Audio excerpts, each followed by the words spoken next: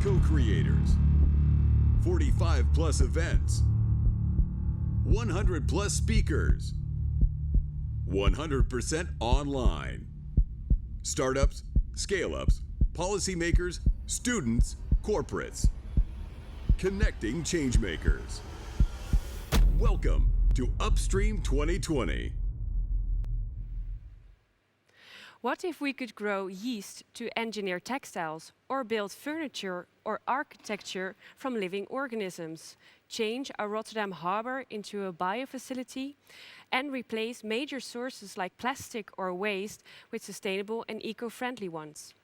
Welcome at Biodesign Night. My name is Emma van der Liest and I'm the founder of Blue City Lab, and I will be your host tonight.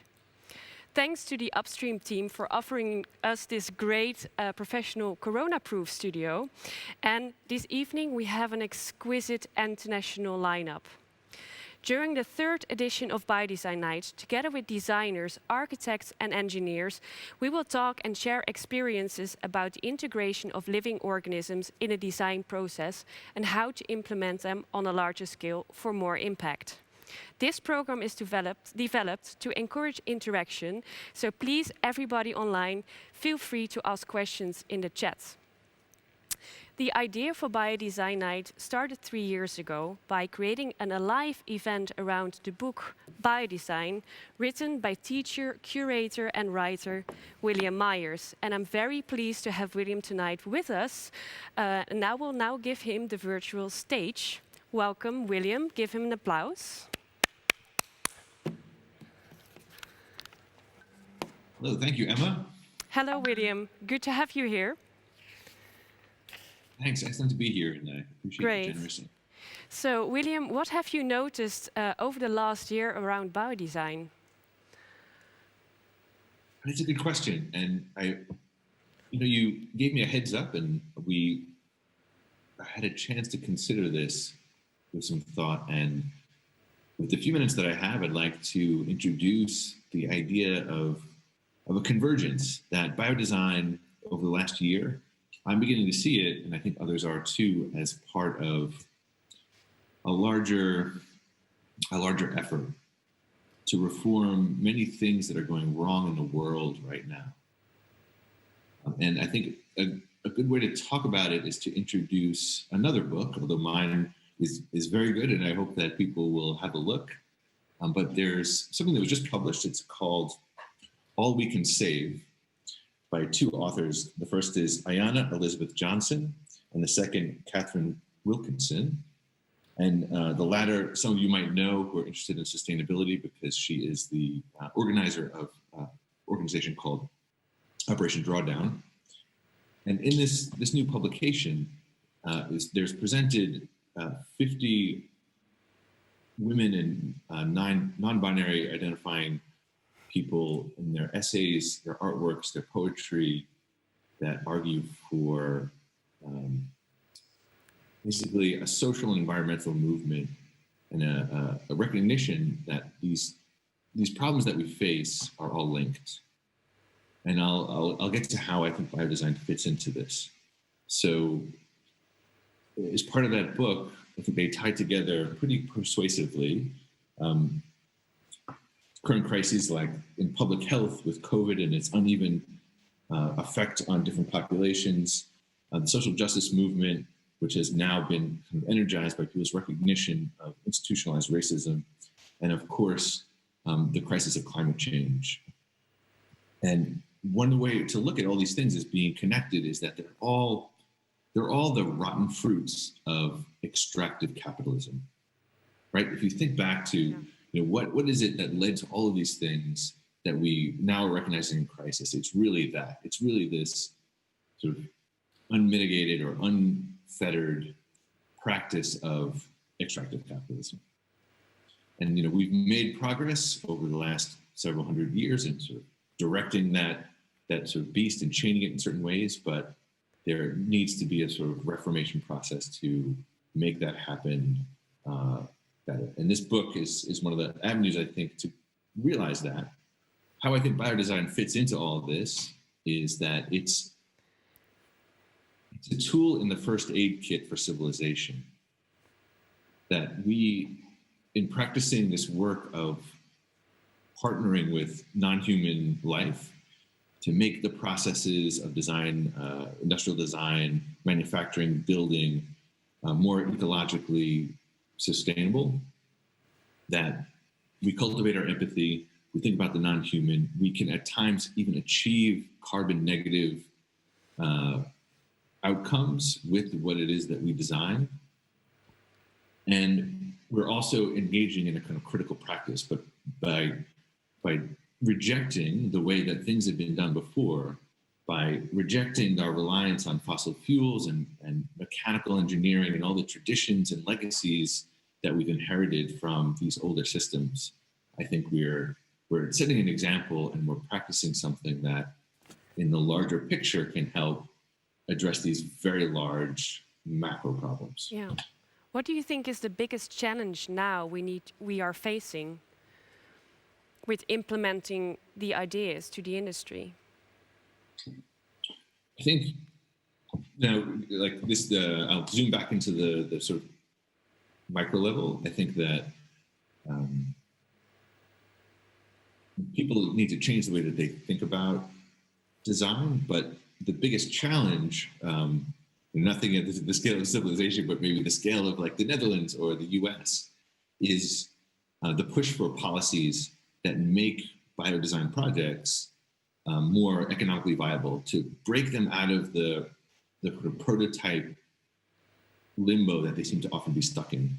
And I think that can happen through legislation like carbon taxes or subsidies or some kind of reward system for any kind of goods and services that can be shown to be either carbon negative or supporting ecosystems. Yeah.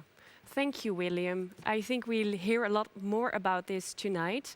So we probably get back to you at the end of the evening. But for now, I want to thank you for your contribution, and see you next time. And thank you, Emma. And I really applaud your work and the work of the Biodesign Night, and I hope that it continues, and I'm always a supporter. I encourage anyone to reach out to me for more content or questions. Thank you. Thank you, William.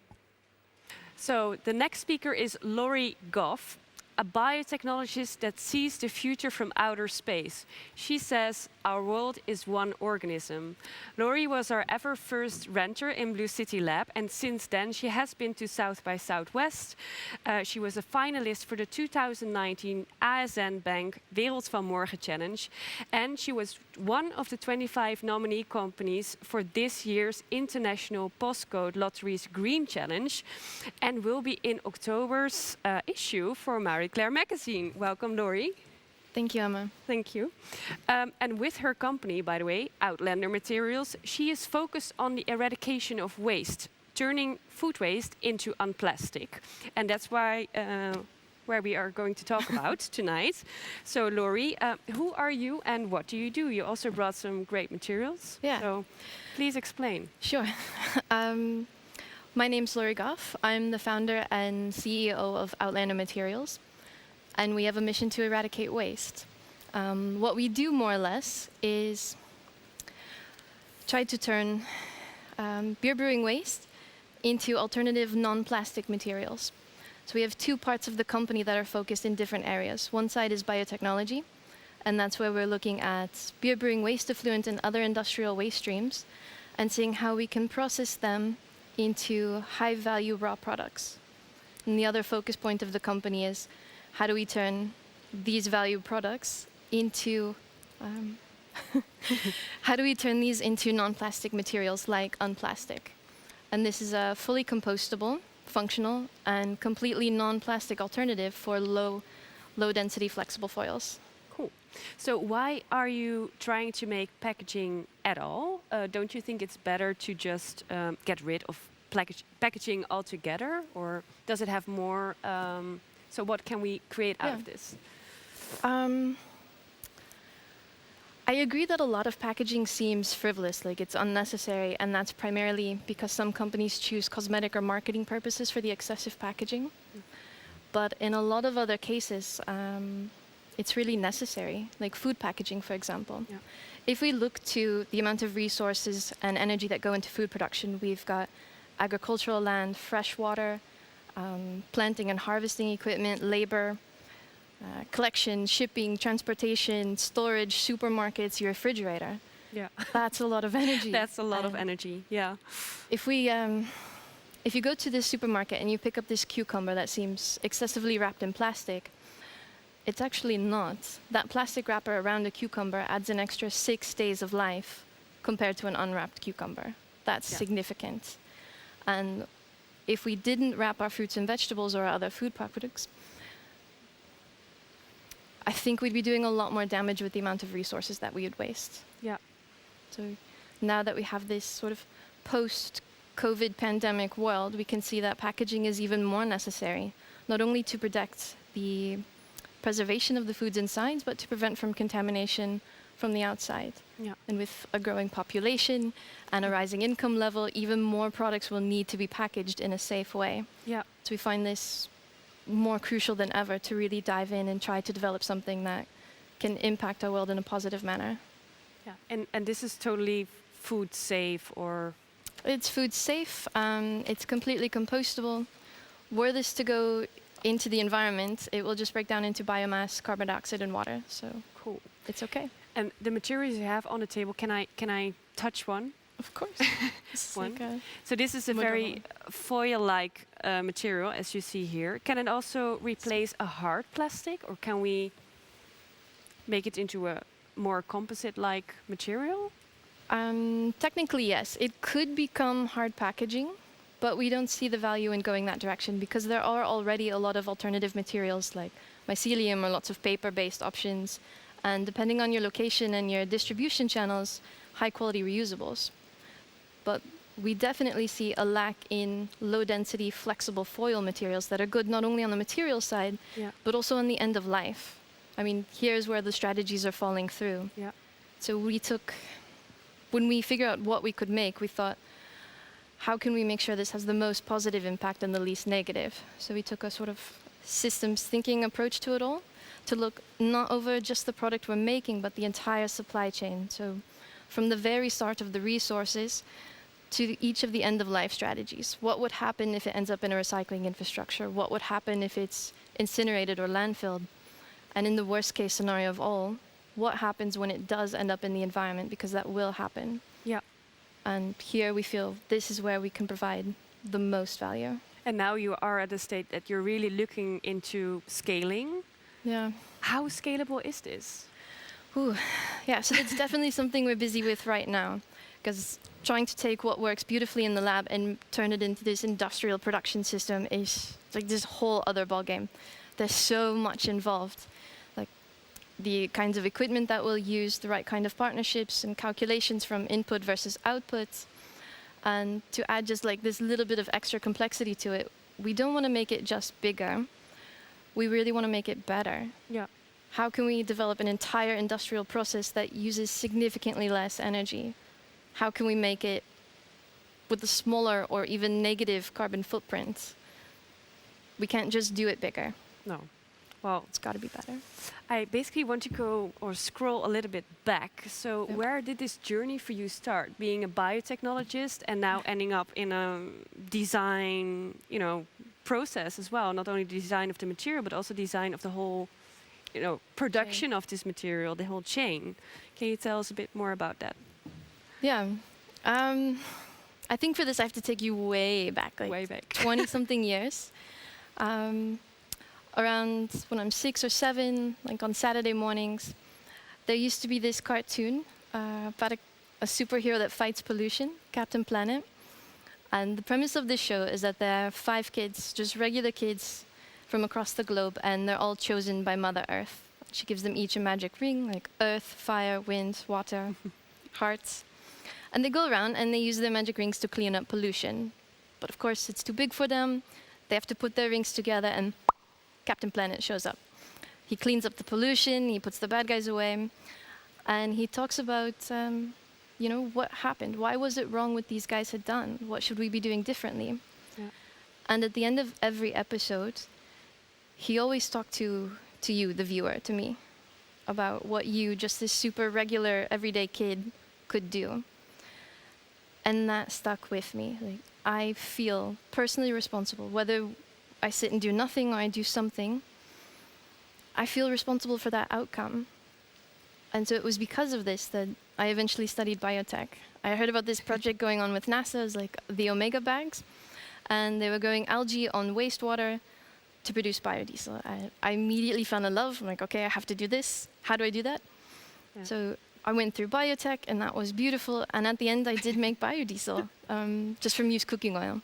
Yeah. And so here, this sort of waste to function kind of pattern started to emerge. And 5 years ago, I moved here to the Netherlands. Some friends gave me a beer brewing kit. And I think I spent my first entire year here just brewing beer in my kitchen, seeing what could happen. And so I started to speak with bigger brewers and think, okay, what's going on in your process? How do I do that better? And somehow, every single time, the topic of wastewater came up. Turns out there's a lot of wastewater produced in beer brewing. And this is like where all the wheels started turning and clicking, that maybe we could take all of this waste that's produced in beer brewing and make it a resource, that we could make something valuable from it. Yeah. So it was around then. Thank you. Some normal water for you.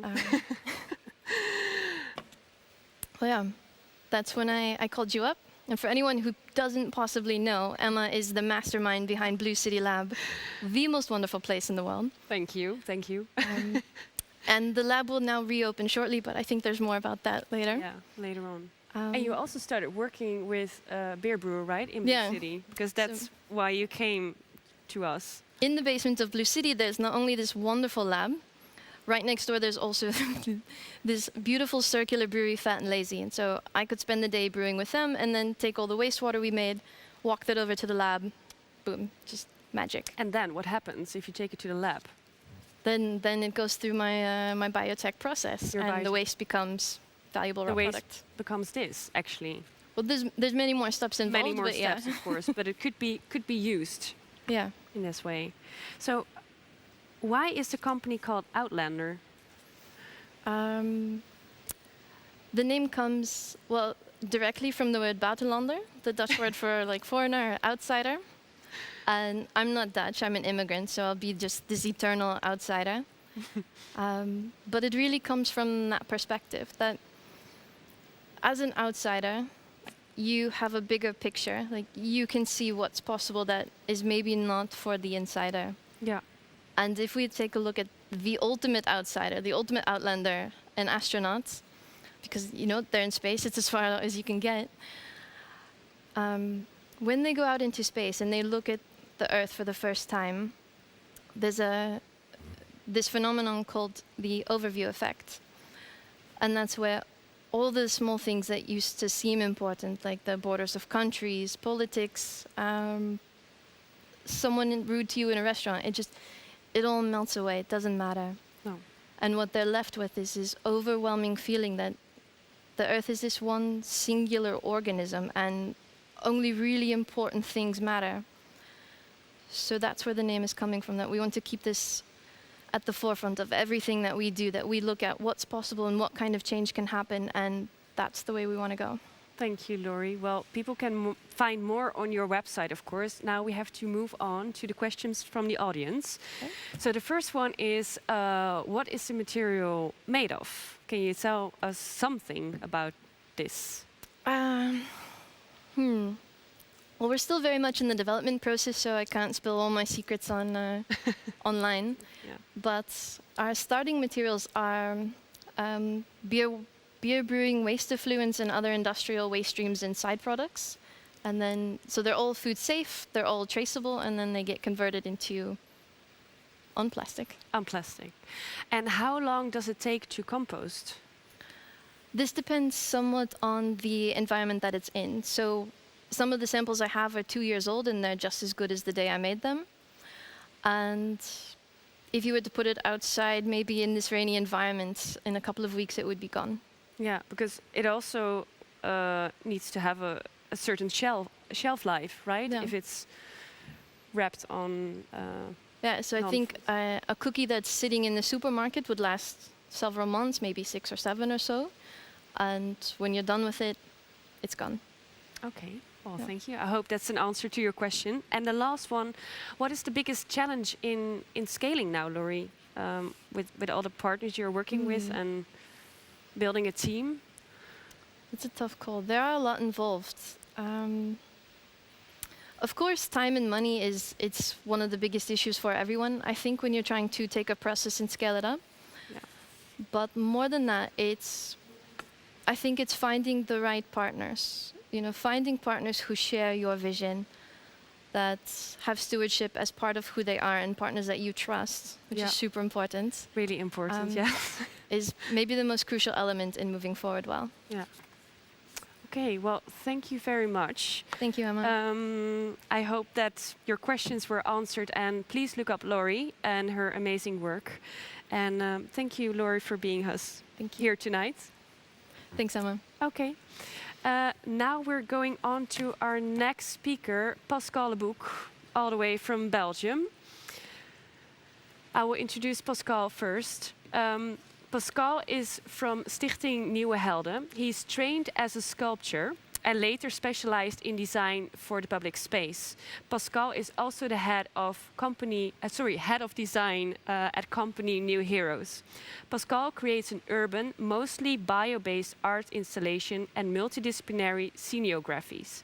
He's here to tell us more about the Ambassador Circular and Bio-based building of the World Design Ambassadors program. Is really a designer with a mission.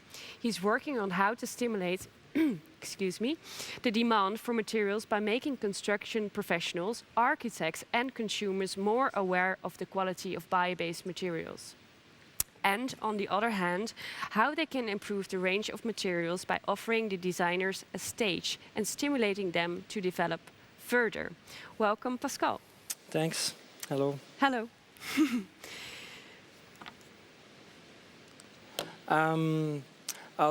As designer, for me it's always important, and also with my sculpture background, I start to design spaces out from the material. Material is for me the fundamental stone to create spaces. And as example, my graduation project, the House of Waters in 2007, was built from water tanks, recycled water tanks. And the last project, the Growing Pavilion, we present on the Dutch Design Week in 2019. It shows actually the transition from this plastic circular materials and the research to use more bio-based materials. This focus on bio-based materials started 3 years ago, and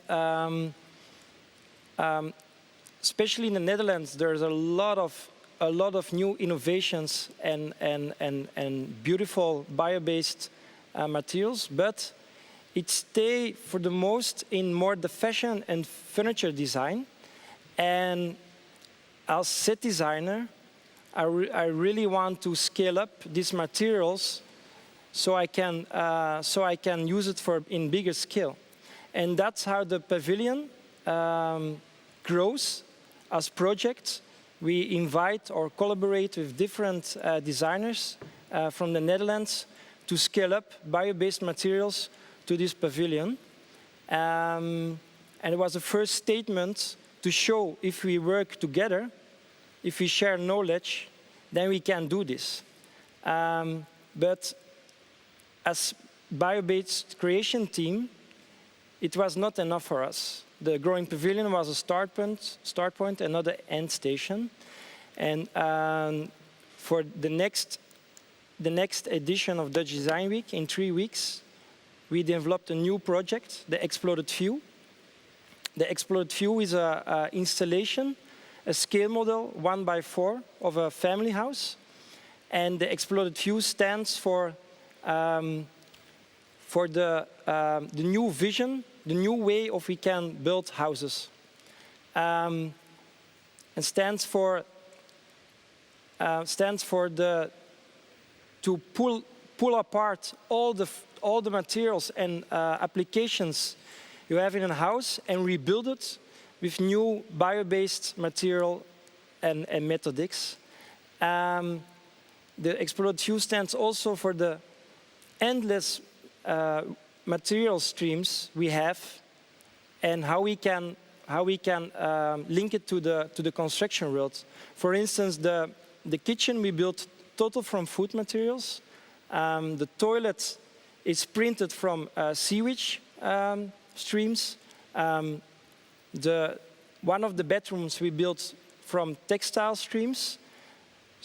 So to show we can keep the circle very small also in our private family house.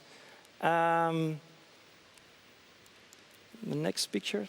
This is a sketch from the blueprint wall. It's a wall we're going to present also in the embassy. It's a wall of 12 meters and 2.5 meters high with all the different parts of the exploded fuel. And on this wall, we're going to present the 60 participants of the exploded fuel.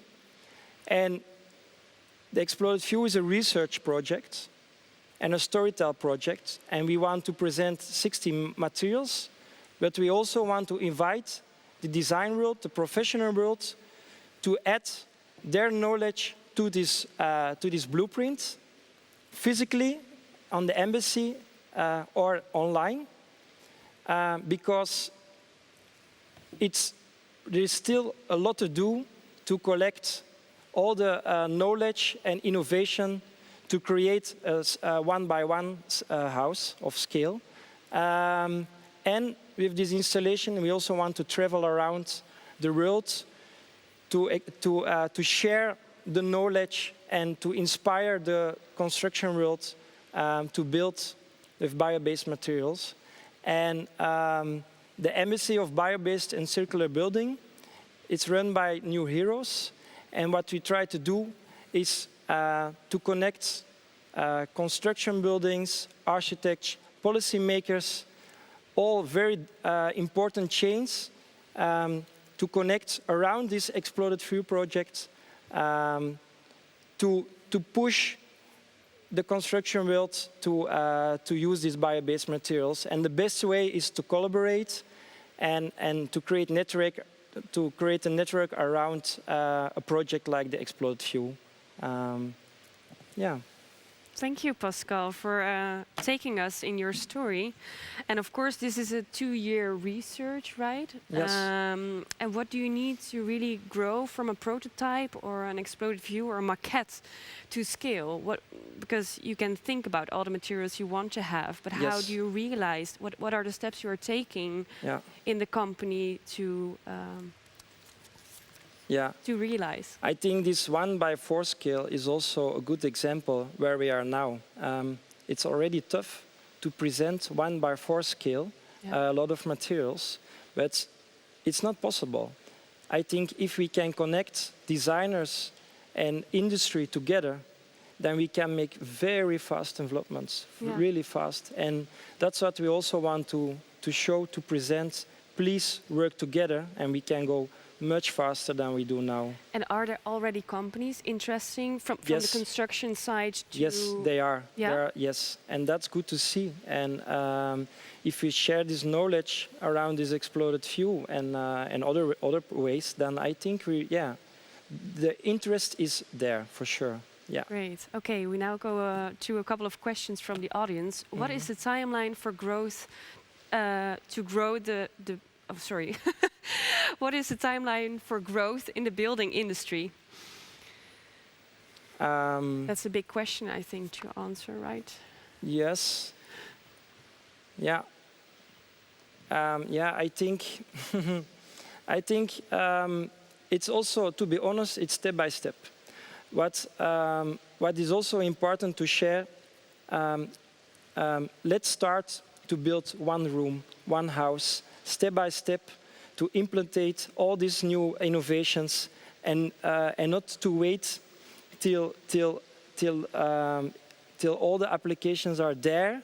Yeah. But as for architects, construction world, step by step implement these materials, because that's the way to develop. Not to wait if the material is there, develop it together, and not only to give the responsibility to designers or startups, because, and it means it's gonna take many years, but I think that's the solution to do it. And are they already investors that are interested to help you with this development? I think the house, for example. Yeah, yes. For the because we want to the next year we want to build the 1x1 scale, and we really feel the how to say the opportunity to make this together with the construction world. Oh, yeah, they're really open for that. That would be great. Yes. Another question is, what are the greatest challenges you face with exploded view for implementation?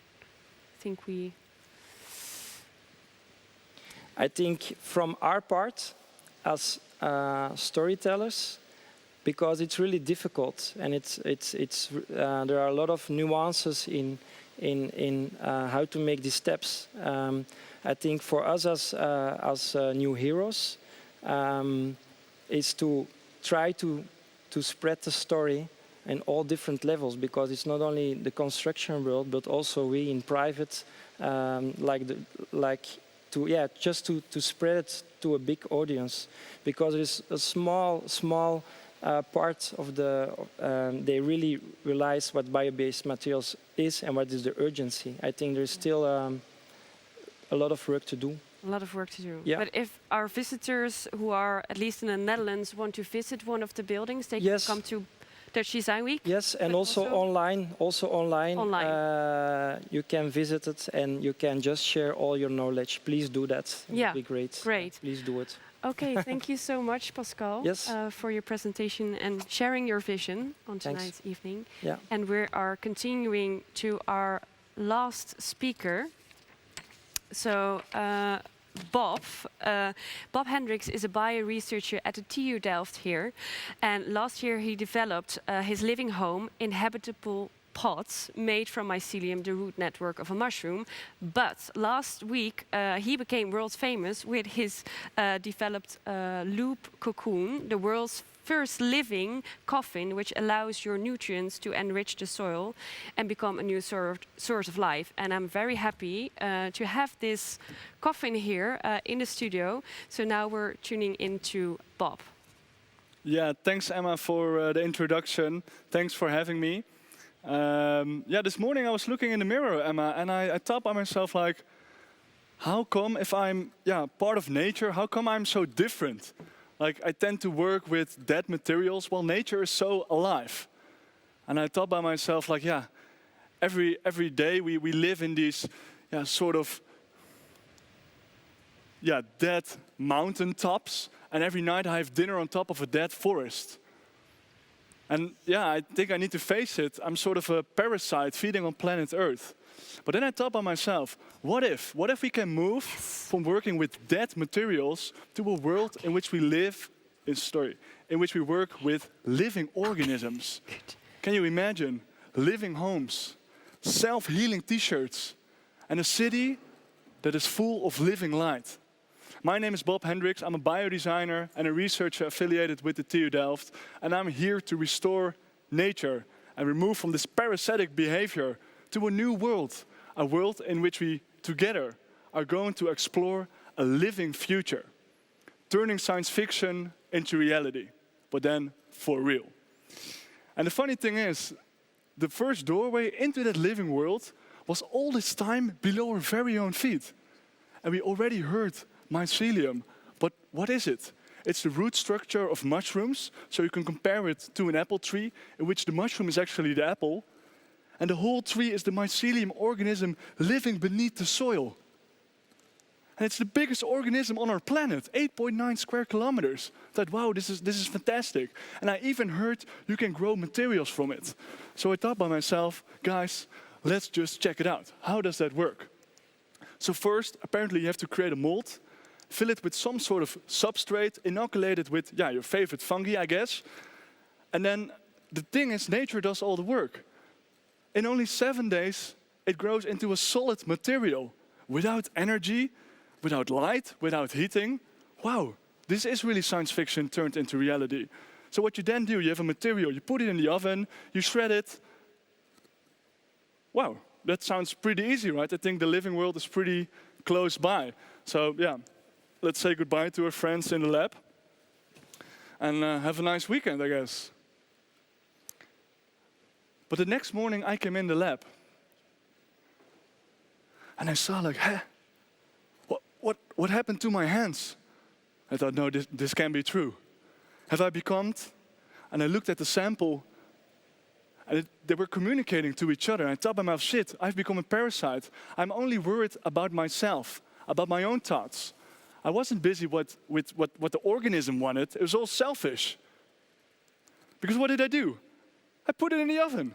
I shredded it into all these pieces. What did mycelium want? That was a good question. Well, mycelium is world's biggest recycler, continuously looking for dead organic matter to recycle into key plant nutrients, and that are shared among this vast underground network below our very own feet. And not only do they share food with each other, it's actually called nature's internet. They can also communicate with each other. And I thought by myself, holy shit, this is crazy. What if we as humans can interlink into this whole system and we create a new vision on materials where we change our perspective and work with organisms, or materials are breathing, or materials are self-healing. And I thought by myself, yes, what we are going to do is create a living home. That's what we're going to do. And then I saw this guy watching like, Bob, are you crazy? I'm not going to live inside a mold. That's dangerous, you know. You can't do that. Well, we had to show them. So we created a prototype of world's first living home at the Dutch Design Week, where the inhabitants/visitors had to feed the organism to extend their stay. And they could either say like, hey, let's maintain our house, or we say like, hey, let's grow a bathroom next to it, or we say we remove to Chicago, put aggressive bacteria on it, and the whole house is gone. And then at some point, a girl came to me and said like, Bob, wow, I really like this concept. But for example, my grandma is super old. What if can I just leave her there? I was like, whoa, yeah, of course you could. And suddenly it made so much sense, because mycelium is at the end of life cycle. It's closing the loop of life, that one that has created us. It made so much sense to also have this at our end of our life, right? And be a source for new plants to thrive. And then I looked at how we humans now end our life cycle. And the funny thing is, we humans do not only parasitize during our life, but even unfortunately after that, we leave a scar on this beautiful planet. Because how do we die? What happens? We cut down a tree, work on it intensively, coat it, and then think, let's all the microorganisms, let them out of it because nobody can reach it here, right? Or we say, sir, you're waste. We're going to put you in the oven and you'll be burned. Well, I always thought that I was a resource. So maybe it's hard for you, but you're just a big pack of compost. And that's actually a wonderful thing, because we can enable new life to thrive. But unfortunately, not right now, because if I, during this talk, now die here, I will pollute this soil. Because my body contains 219 chemicals, like small metals, all kind of stuff that will go into the soil. And we've done that for decades. And actually the soil is now so much contaminated that it can be compared, unfortunately, to a landfill. But the funny thing is, this is nature's graveyard. And I really like being there. It's a really wonderful time.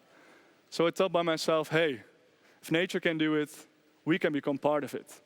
So we created world's first living coffin. We have him right here. And we hereby enable humans to not pollute the soil, but actually to enrich the environment and die in a natural way to continue their life as a beautiful plant. And how does that work? You're looking at an organism right now. It's inactive. When it touches the soil, it becomes activated, starts composting the body faster, and enables new life to thrive. And the cool thing about mycelium is it neutralizes toxins that are in our body and in those polluted areas. So it's actually enhancing the soil to thrive again, resulting in new biodiversity. And the cool thing about it is you can decide. Do you want to be an apple tree? Do you want to be a beautiful flower? It's your choice. And after 1 year of intensive research at the Yes Delft incubator, it's been a really long time, last week we launched. And it exploded. We had our first coffin, we created 10 prototypes, and in 1 day, everything was sold out. We composted the first humans. We went on international media.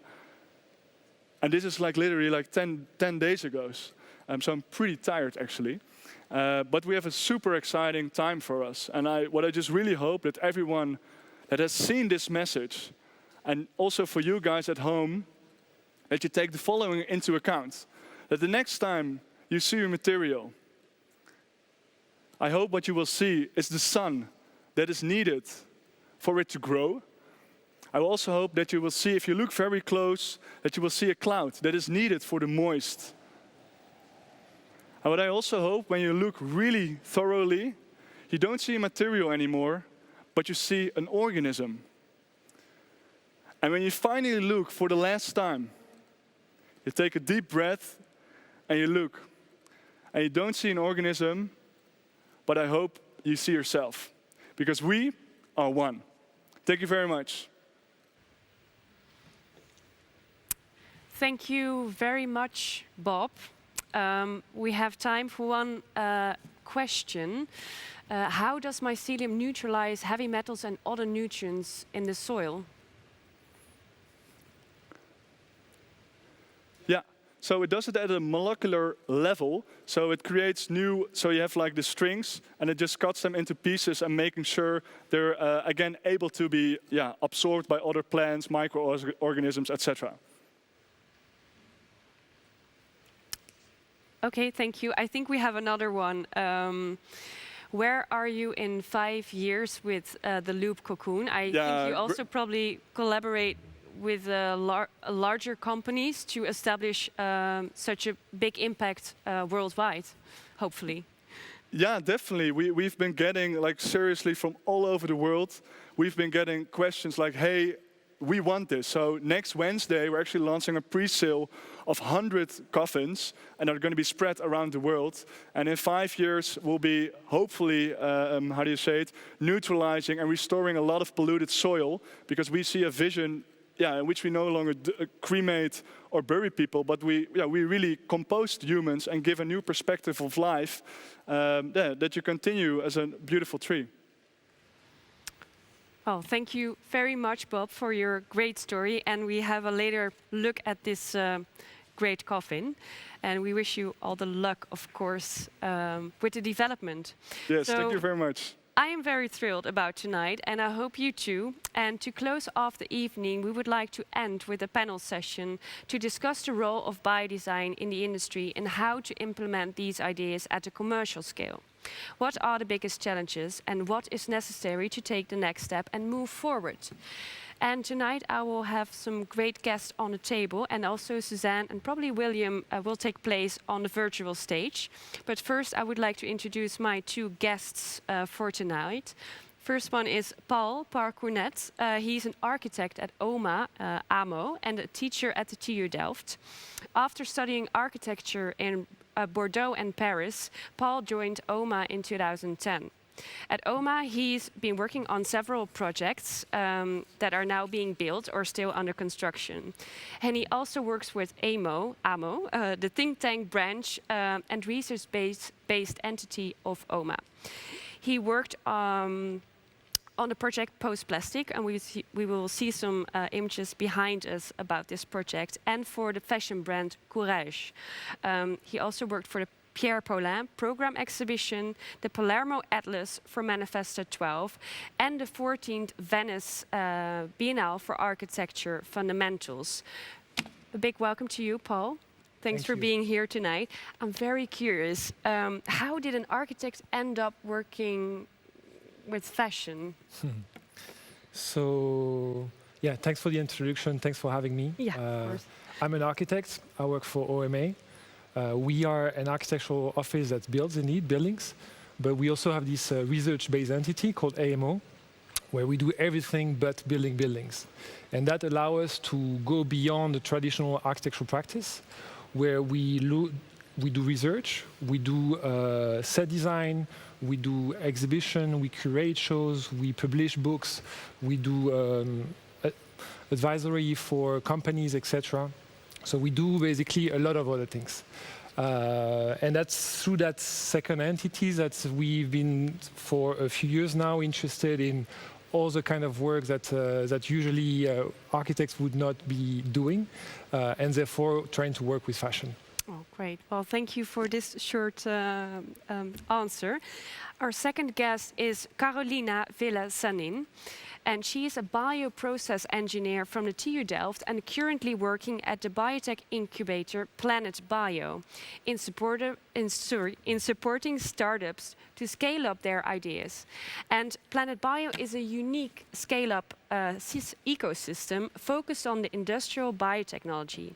It's a place where you can develop and valorize your biotech innovation and bring it up to scale, providing an ecosystem with access to lab space, pilot facilities, space for industrial production, environmental permits, mentoring opportunities, and expertise. That's a mouthful. Welcome, Carolina. Thank you very much. I have a question for you, because I'm really curious what do you think about biodesign and biofabrication in your field, being a bioprocess engineer? Because Planet Bio also relates to DSM, so that's a really big company, which I think they have biofabrication on their agenda as well. Yes, very much. Very much, luckily. So I'm really curious, how do you foresee the future for in your field and with The Planet? future, and I think Suzanne explained it way better, is a future where we are all biofabricators. So indeed that we start using living cells as factories, not only to produce materials, but also to produce our food, healthcare products, so that it becomes a little bit more the mainstream. That will be part number one of my vision. But I think also what's important in this process is that we start using more waste as a resource. Because, for example, a very clear example of that is now when we produce meat, protein, we produce a lot of CO2. Yeah. What if we could, for example, turn it around and instead use CO2 to produce protein? And that is something that's already possible in the lab, but we need to invest enough research and develop to actually bring that at scale, so that it becomes the mainstream. The mainstream. And that's meat. What about textiles or architecture? Yeah, I think a lot of examples were shown. Textiles, meat, but we can always talk about also different type of materials, microplastics that don't need to be made out of plastic, but instead using, for example, microbial cellulose. So there are tons of examples. Yeah. Well, thank you, Carolina. We just have a look if Suzanne is also here with us. And William. Yeah, I'm still here. Okay, great. You're now a voice somewhere. Oh, no, there you are.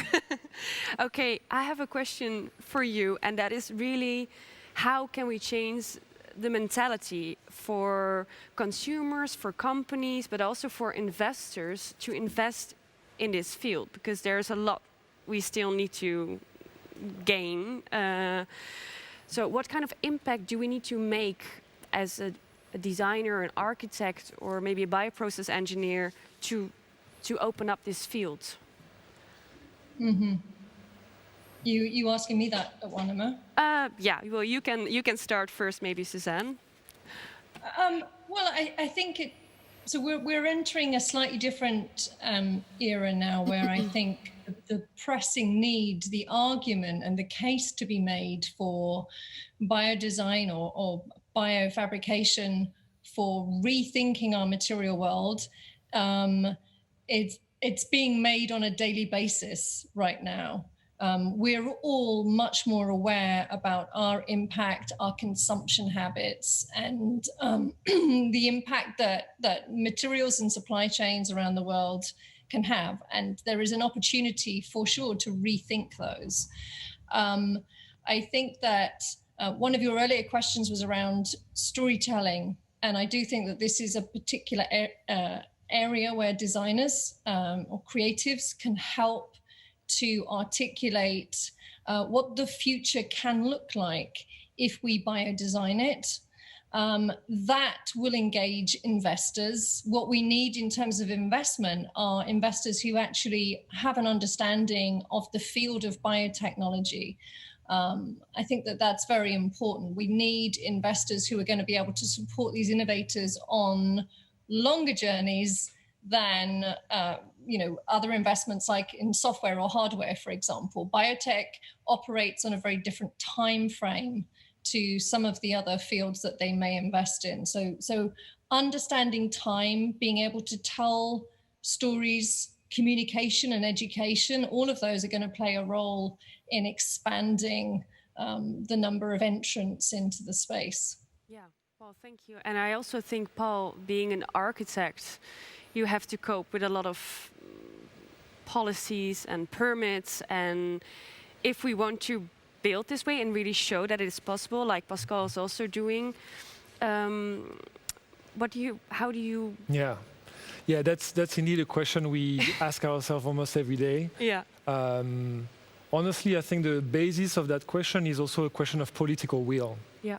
We indeed, as architects, as bioscientists, designers, are all kind of facing the same question. But if you look today, indeed, at the emergency of the situation, it's, you cannot open the press today without looking at those questions. But you cannot also name any single country today in the world that makes this climate crisis an emergency for the decisions of the country. And that's a question of political will. As long as it's not the decision makers that don't address that as a priority, it will be very difficult to change things, from the little products that you can make to the buildings that you can create, because indeed we are facing regulations, money issues or arguments that are addressed to us, etc., etc. There's basically excuses to not make this step. Yeah. And I think as long as we will be aligned as policymakers, as designers, thinkers together, then there will be an opportunity to not being only on the fringe of the actual industry, but really part of the main makers, let's say. Thank you. Because Suzanne, you're from England originally and now working in the US. Do you see a difference between policies and countries if it comes to investment and ethics and for these new materials? Is it different in America than over here in Europe?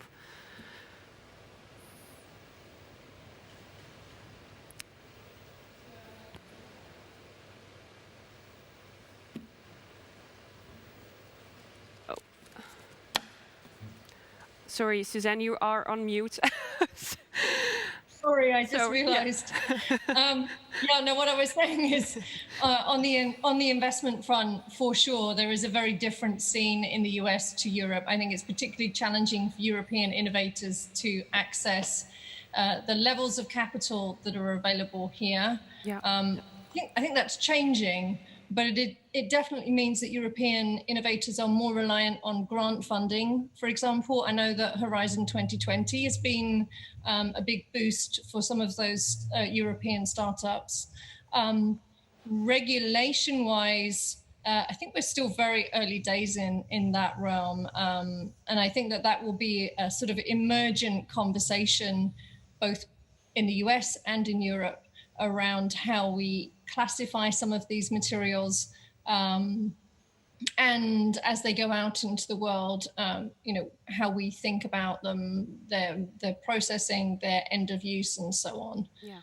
But it's still pretty early days from a regulatory standpoint, and it also depends whether your particular technology fits into an existing product category, or if it challenges that in some way and therefore is going to require new regulation or rethinking of legislation. Yeah, thank you, Suzanne. I think, Carolina, you can also respond on this from your perspective.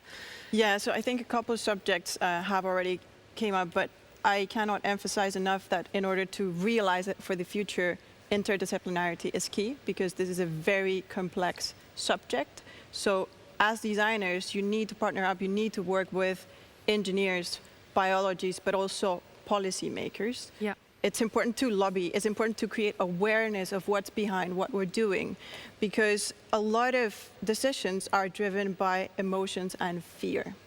And one thing that I think might happen is there is already a very poor perception of genetically modified organisms. Yeah. It's very prevalent in the food industry, but it could be translated into all of the things we do. Yeah. And it's not a bad thing per se, it's just a misunderstanding that was created in the process. So we need to be transparent and we need to work together. Yeah, thank you. I think we have a question from the audience. What do we need to change the industry to move towards a bio-circular one? Who would like to respond on that, Paul? I mean, I think I will a bit extend of what you were saying. Another thing I see a lot is the question of education of people. It's true that we are probably aware of the impact of the necessity of doing it, but in general, by talking to people that are not necessarily in the creative field or in the design field, you realize a lot that people are just very unaware of the possibilities that are there. And myself also, as you were saying, I'm a teacher at TU Delft, also going through architectural school myself. I feel, for instance, the architecture scene is actually, compared to bioscientists and designers, very much in the past to what we should be doing and the kind of actions we should take. So I think education has a really big part to educate people on the possibilities of biocircular solutions. Yeah, yeah. I think I also faced myself some problems studying. Wanted to work with this, but didn't got any support, so to say. Indeed. So I think education is a big thing. We also talked with William about this. Not only in design, I think, but also in policy making, the ethics, the business side. That we have to shift our mentalities. So. Let's see if we have another question from the audience in the meantime. No. Well, Carolina, can you give me or give us an example of one of the companies you are helping to scale? So maybe. Yeah, I think a good example is actually one of the startups that I'm working with now is a startup that is based in Blue City. Yeah. It's called Blue Blocks, and she basically has the dream of using more water-based resources. So she's using microalgae to produce certain kind of products. And one of the things we're doing right now is putting a bit more, say, numbers to the dream. Yeah. It's good to have a concept, it's good to have a prototype, but what do we really need to disrupt an industry? Yeah. So dream big, start putting numbers into it to understand how technically and economically feasible that is, and the true environmental impact of what you're doing. Because that is not so easily perceivable when you do these type of things on a small scale.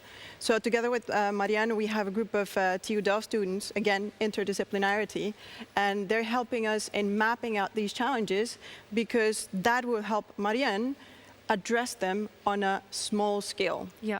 In order to prioritize, fail fast, to also succeed fast. Okay.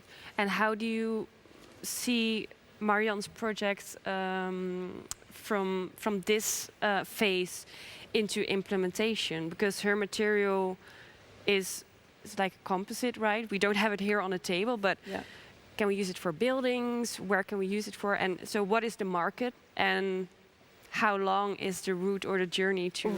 That's difficult, and that's I think difficult. Yes, because it's always about market validation, but also understanding really what's possible on an industrial scale technically. Yeah. So it's very hard to predict. It's always very much dependent on the entrepreneur and the people that are engaged. It is a complex issue, but if you understand it well from the very beginning, the chances of success are high.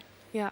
Suzanne, I think you have seen a lot of companies growing literally over the last 10 to 15 years. Do you think it will go faster nowadays if you have an idea and a material and a possible interest from the market to scale it quicker than it was 5 years ago? Well, if we're talking about materials, Emma, that is a further level of complexity to, for example, someone who might be hating ingredient, maybe something for food or for beauty or something like, that if you think about the difference in structure of something that needs to emerge as a liquid or a powder, as opposed to a three-dimensional material with all kinds of structural integrity, they're very different propositions. So you can't really answer that question in a blanket fashion. You have to take each technology on a case-by-case basis. Fundamentally, if we're talking about synthetic biology, all of those technologies are built on with similar tools.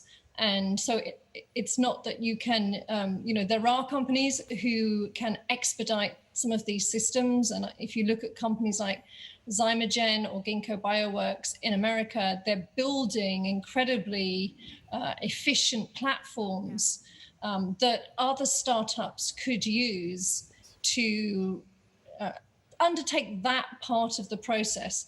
But and then obviously downstream, if you're developing something, like a textile, for example, there is existing infrastructure there to help you spin a fiber or to weave a fabric. But the piece in between is kind of where a lot of the challenging work still has to happen.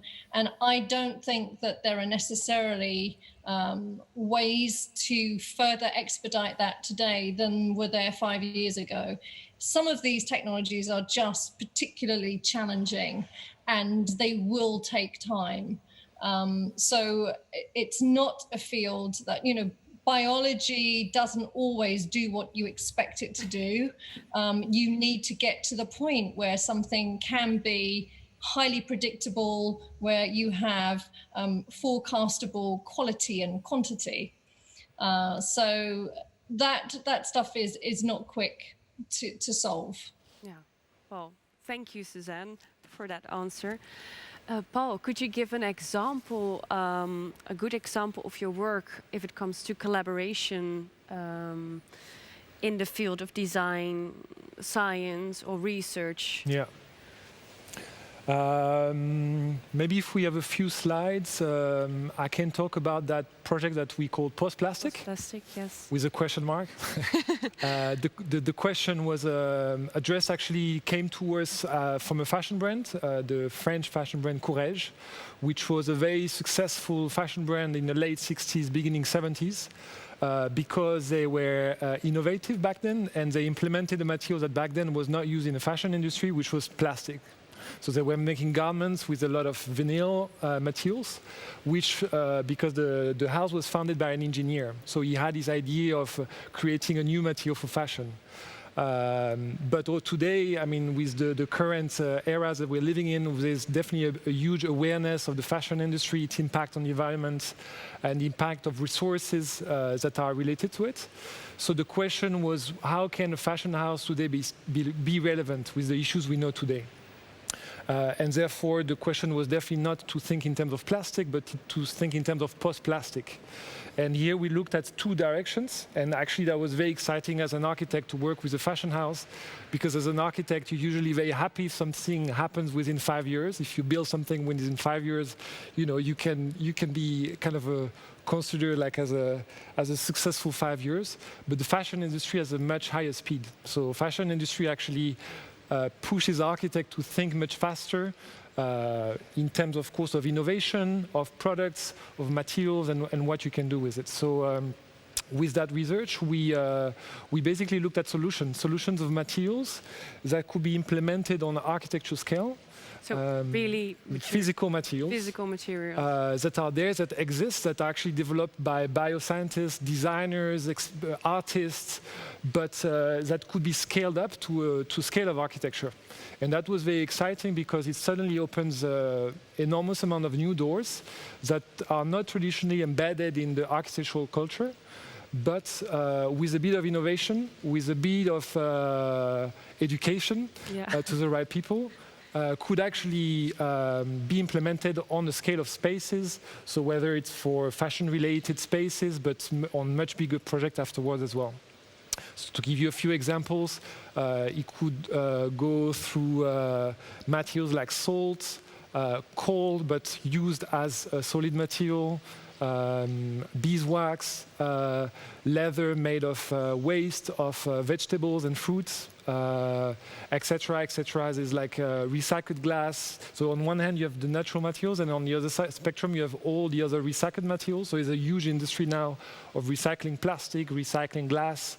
You can basically recycle concrete. You can recycle much more than you think. And this is indeed very exciting to look at as thinking of architecture, but starting from the material, from the matière. Yeah. And that's the project that was about that. And how long did that whole process took? Because for me, it sounds like hundreds of materials, research lines, and well, it's a kind of it could become a lifelong project, isn't it? Yes. So you start, and then suddenly you realize that it doesn't really have an end. That we've started that 2 years ago. So that's for architecture, very short scale, very short span. Funny enough, now with the Corona situation, we actually had to put on hold on that whole project. But hopefully after that, it will continue. Because this is a kind of small-scale project that us, also as an architectural practice, could very easily embed into any other project that we are working at the moment. Yeah. From any kind of building, so from cultural building, office buildings. We were talking earlier about housing. Basically, when you start from material, after the spectrum is just extremely wide. And what was the impact that Courage and the collaboration caused, actually? Yeah. What were the reactions of people? Well, funny enough, we were looking at some materials for architecture, and they started to use them for the fashion collection. Okay. So that was kind of unexpected, but suddenly we would see bags or shoes made from some of the material, like this leather made actually from waste from pineapple. That can have any color. We also actually went to Blue City to see the mango waste that was used to produce leather. Yeah. So they, by themselves, basically started to also use that in their collection. And that was very exciting to see that, actually. Yeah. And what do you like the most in your work, being an architect and also researching and creating? Tell us. I think it's true that I feel very fortunate already still to have work in that current situation with the Corona situation. There's a lot of industries that didn't have the chance.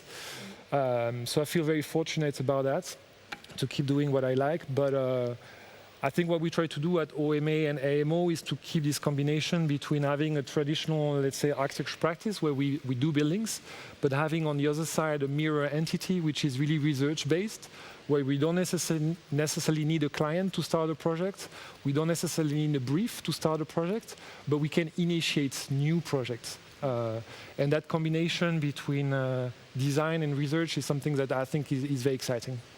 Great. And how do you see the future for you, for the field or the industry, architecture as an industry?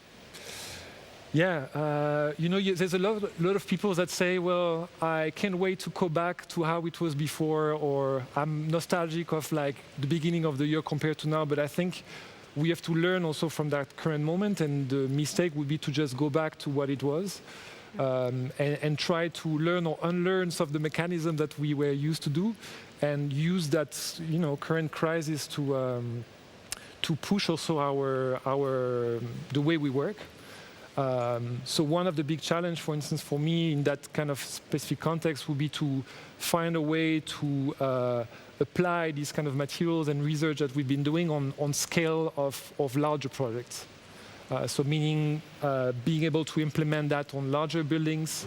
That would be, if we were managing to do that, that would be really like a very exciting way to think of the future of architecture. Well, thank you, Paul. And for Carolina, the same question for you. How do you foresee the future of your profession, but also Planet Bio, for example, and in collaboration with DSM? What do you hope? What do I hope? I hope to foster more interaction. it's funny because when we started with this ecosystem, it was all about the proximity of the physical ecosystem of Planet Bio, yes, right? Yeah. the proximity of the physical interaction, right? And with Corona, then a lot of people were not physically there. Yeah. Of course, everyone does lab work, so that requires you to be partially present. But like Paul said, it would be silly not to learn from what happened. Yeah. And I think now in this situation, the opportunity for collaboration is even broader. So we need to exploit that, we need to connect better, we need to open up new links to increase and improve our network in order to grow together. That's a little bit how I see the future. Well, thank you. And last but not least, Suzanne, for you also the same question. Yeah, the future. How will that look like? I just wanted to follow on from what Carolina was saying, because I think it's great that she's working both with TU Delft and DSM. And I think we need to see more of those kinds of links made between, existing global industries and a generation of innovators who, if they get exposure to what scale looks like earlier on, is really going to sort of power this, this whole field forward faster. I'm excited because I feel like, for me at least, it's been a 17-year journey of, either as an individual designer or as part of a biotech or leading a sort of a global network of trying to support and be excited. But really what we are looking for are these materials to come out into the world. And I do feel like in 2020, 2021, we're going to see more and more of these innovations come to market. And when they do, I think that it will really be a further push for more, interdisciplinary collaborations to come together. And so I'm really excited because I think that we'll be on a sort of exponential curve of innovation in biofabrication over the next 5 years. And that really does have the capacity to improve our prospects, to reduce carbon and so forth. Well, thank you very much, Suzanne, Paul, and Carolina for being on the panel session. And last but not least, I want to invite or give the virtual floor to my dearest colleague of Blue City Lab, Nienke Binnendijk, who is the director, to share an insight of our Blue City Lab agenda for the upcoming months. Welcome, Nienke. Hello. Hey, welcome Emma and everyone in that beautiful studio of yours. It looks amazing. Thanks for sharing your story. As I know, because my email and my phone was ringing constantly, there are so many people who are so thankful for you to share your insight and your work in this upcoming field of biodesign, for especially Suzanne, but also for Emma. You have been working on this for so long already, and for so many people it's so new. So that's a word of thanks. Yeah. Nienke, what's up for Blue City Lab? There are a lot of exciting things happening this time at the cellars of Blue City. Could you tell us a bit more about that?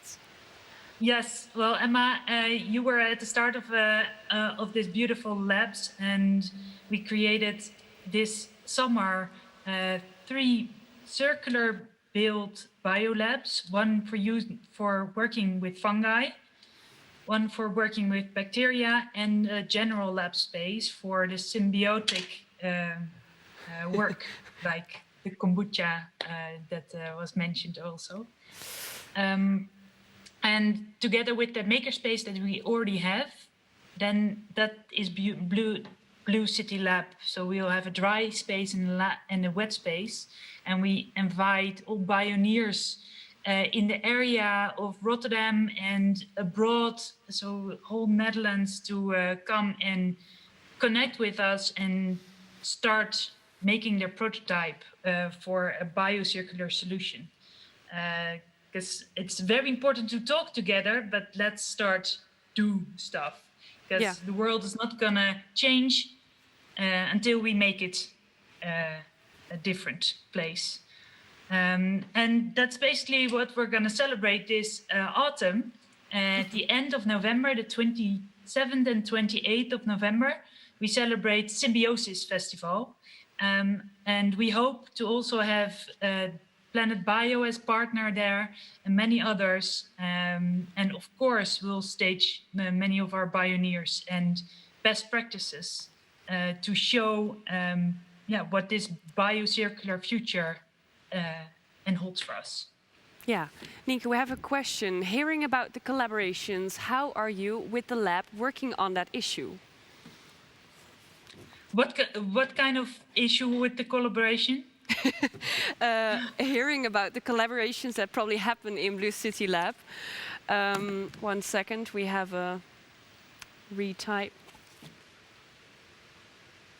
How are we collaborating with the lab together? You mean how pioneers work together in our lab? Oh no, sorry.